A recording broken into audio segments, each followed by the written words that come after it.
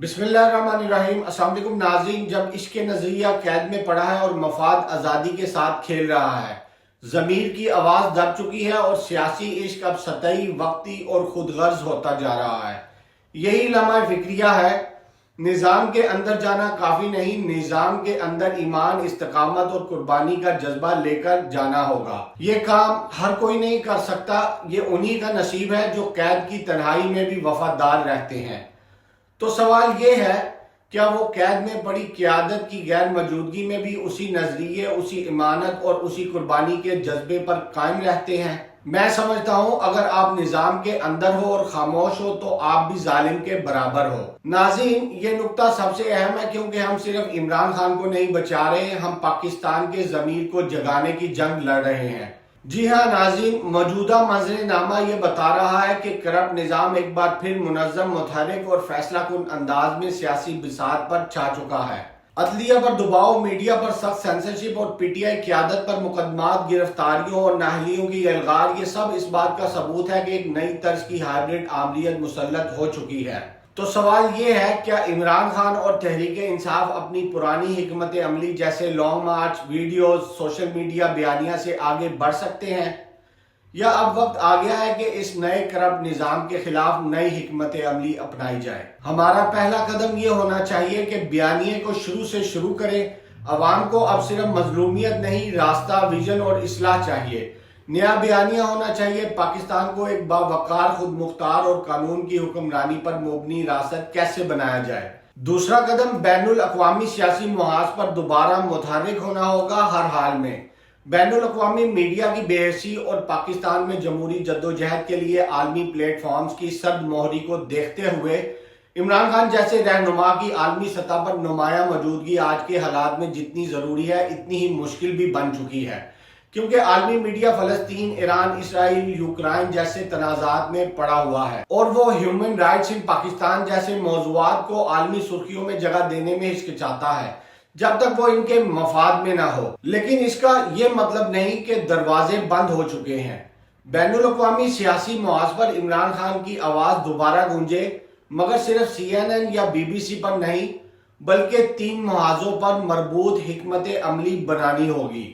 Alternative global media کو استعمال کریں، مین سٹریم کو بائی پاس کریں۔ جب سی این این یا بی بی سی کے دروازے بند ہیں تو Piers Morgan, Joe Rogan, Breaking Points, the Grey Zone, Jordan Peterson podcast, Russell Brand, Lex Fridman podcast جیسے اثر انداز پلیٹ فارمز کو ہدف بنایا جائے۔ یہ پلیٹ فارم ٹریڈیشنل میڈیا سے آزاد ہیں مگر عالمی رائے عامہ پر گہرا اثر رکھتے ہیں۔ عمران خان کے قریبی نمائندے یا انٹرنیشنل میڈیا سیوی وائسز کو ان پلیٹ فارم سے جوڑیں۔ نمبر 2، پاکستانی ڈائسپورا کو موبلائز کریں، pressure from outside build کریں۔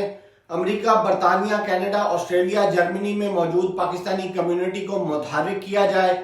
Peaceful protest outside embassies, online petitions targeting western parliaments, letters to editors of international newspapers. جب عوام سڑک پر آتے ہیں تو میڈیا مجبور ہو جاتا ہے رپورٹنگ پر۔ Number 3، digital diplomacy and targeted advocacy. Khan صاحب کی legal and P R team کو Human Rights Watch, Amnesty International, U N H R C, U S State Department, U K Foreign office کو مربوط بریفنگ بھیجنی چاہیے۔ ساتھ ہی ساتھ Twitter, x اور linked ان پر verified handle سے مائکرو کمپین چلائی جائیں۔ For example, #free Imran Khan, #democracy under attack, #Pakistan needs justice.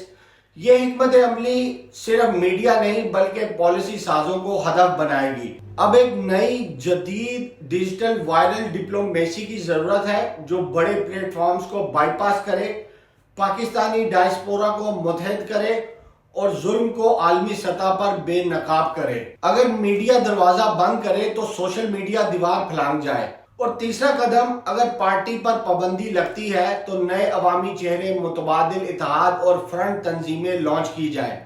مثال کے طور پر عوامی حق موومنٹ، یوتھ فار ڈیموکریسی۔ میں سمجھتا ہوں اصل طاقت عوامی شعور اور تنظیمی صلاحیت میں ہے۔ چوتھا قدم، گراؤنڈ ایکٹیویزم کی جدید شکل میں تبدیلی۔ روایتی جلسے، دھرنے اور لانگ مارچ اپنی جگہ، لیکن اب وقت ہے ڈیجیٹل ریزسٹنس سے ٹویٹر، فیس بک، یوٹیوب پر شعوری موومنٹس کا۔ اور قانونی جنگ کے ذریعے بین الاقوامی عدالتیں، پاکستانی بار کونسلز تک رسائی کا اور پرامن شہری تحریکوں کے ذریعے عوامی آگاہی واک، میس پیٹیشنز، حلقہ وار آرگنائزنگ کا۔ اور ناظرین، پانچواں قدم جو ہمیں لینا ہوگا وہ متحد اپوزیشن نہیں، نظریاتی اتحاد بنائیں۔